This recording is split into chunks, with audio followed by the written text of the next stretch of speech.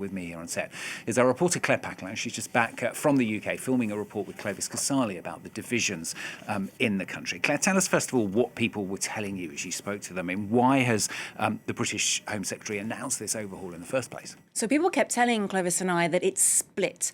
There are divisions when it comes to what people think about migration policy, asylum, the asylum system, and community divisions as well. Clovis and I, we travelled to London, Blackpool, Birmingham. We're both a bit British ourselves, so we know the country well. And certainly migrants, small boats, these are topics that come up a lot in conversation. Even before we would start the interview, it's at the forefront of many people's minds. And Shabana Mahmood, so the Home Secretary, the Labour Home Secretary, is saying that illegal migration is dividing the country. She says we have a system that is out of control, unfair, and putting huge pressure on communities. This is her answer to that. She says that she herself has been experiencing and has been subject to racist slurs in her constituency. She says dark forces are stirring up anger.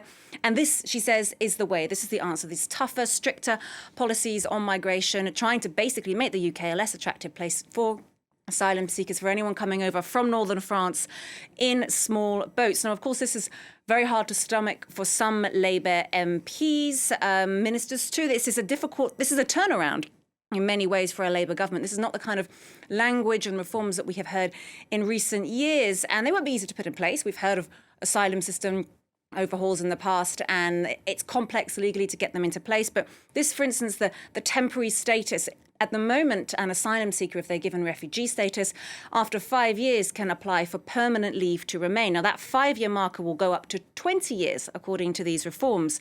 And every 2 years, 2.5 years, the person, that refugee, will be assessed. Is their home country safe? If it's deemed safe, they will be told that they need to return home. So questions around that. What does that mean for someone who's been in the UK for 19 years? Built a family, kids are in British schools. If their home country is deemed safe, will they just have to go back home? There will be criteria for kind of going onto a different stream for those people who are working or studying, but it's not quite clear what that criteria will be there. And also, what about Ukrainians in the UK as well? If Russia's war comes to an end in Ukraine, will they be told they need to go home too? Many will want to go back to Ukraine to rebuild their country. Others, though, with children in British schools, may want to stay. So it's complicated, and as you said, is certainly it's drawing sharp criticism. But for the Labour Home Secretary, Shabana Mahmood, this is the answer to actually heal divisions in the country. And meanwhile, of course, Nigel Farage's Reform Party growing in strength, growing as well in numbers. You've spoken to many members and supporters of the party. What mood are they in at this stage? They're in a good mood. They're looking at local elections next year. They think they've got a shot of doing very well. They're soaring in the polls. Of course, Nigel Farage is the man who was behind the Brexit campaign. He campaigned for many years to get Brexit through. That, of course, was a successful campaign for him. And Reform UK is his current party. It's described in the UK as a right-wing populist party. It's also at times described as hard right. And we went to Blackpool. Clovis and I went to Blackpool to meet Reform supporters up there. Blackpool is a town which is a great place to go on a Friday or a Saturday night. We were there on a Friday night. It's glittering, it's sparkling, but it's also got high levels of poverty, seasonal employment. People who live in Blackpool will be working in the high season. At Christmas, there'll be work. In spring and summer, there'll be work. At the rest of the year, it's a lot harder. So we went to the first UK Reform pub, so the first pub dedicated to the Reform Party. It was actually a Conservative Party social club before, but its owners shifted. There's the scenes of Blackpool on a Friday night that Clovis and I filmed for you.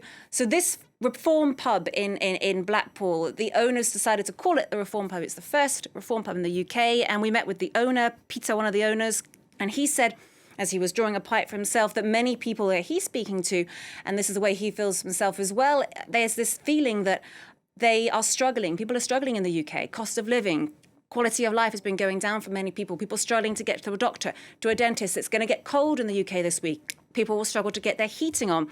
And in this situation where people are seeing their quality of life get worse, people are blaming irregular migration for that. And Peter, that pub owner, he spoke to us just outside the pub about what he thinks of the current asylum system in the UK. We have to blame ourselves in the fact that we dangle that golden carrot. Come to us, we'll give you money, we'll give you food, and we'll put you in a nice warm bed, pay for your heating, pay for your council tax, pay pay for your bins, pay for your gas, pay for your electric, pay for your water. Come here, we love you, come on. So everyone's coming here. I mean, we need to take away that golden carrot and say, right, you get nothing.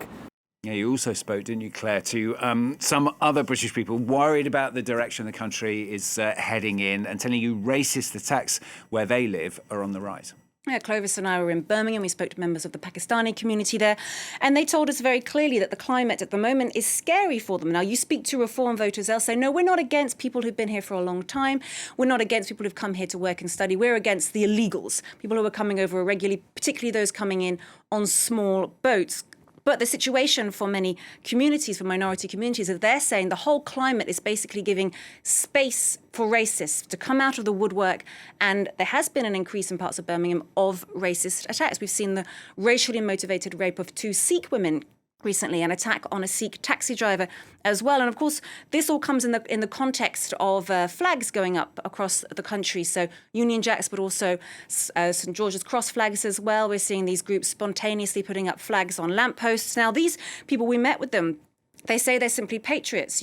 What can you say? How can you criticise the desire to put up a Union Jack or an England flag in the UK? But for those on the other side feeling that they've got nothing wrong with the flag, Pakistanis who we spoke to in Birmingham, of course they've got nothing wrong with the flag. They're British Pakistanis, but this climate is making it scary for them and they're feeling uncomfortable. And we spoke to a group in Birmingham who's saying that they're trying to put across a more positive approach. So they've been printing out posters saying Brummies united against racism and hate crime, and they've been putting them in their homes, in their shop windows to try to make a stand and also have a positive response. But they've been telling us that actually some families are fearful about putting those posters in their windows. Some shopkeepers, we spoke to a woman who told us about a shopkeeper who said that he had his shop vandalised twice since he put up the poster on his window saying Brummies united against racism and hate crime. So there's clearly an issue. We spoke to Anthony in Birmingham, who's part of this group, this anti-racism group, and he told us how he sees the situation at the moment.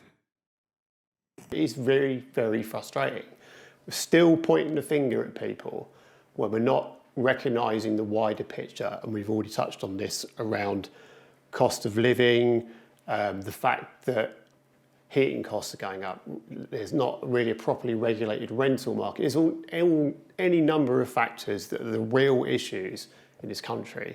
Rather than finger pointing at people, what we should be thinking is, what are the real issues that are facing this country?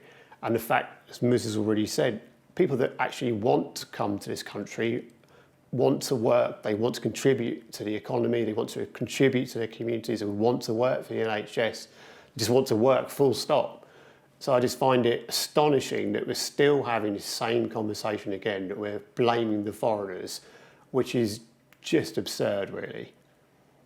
So it's very split in the country at the moment. The government hopes overhauling the asylum system will be an answer to healing those divisions, but we'll have to wait and see. It's very complex, and asylum overhauls have been suggested and put forward in the past. It's difficult to put them into practice, so we'll have to see what happens with this one. Claire, thanks very much. Claire Paccalin, they're a reporter just back from the UK. That focus report will be broadcast next week here on France 24. It will, of course, also be available on our website and our YouTube channel, so look out for it, won't you?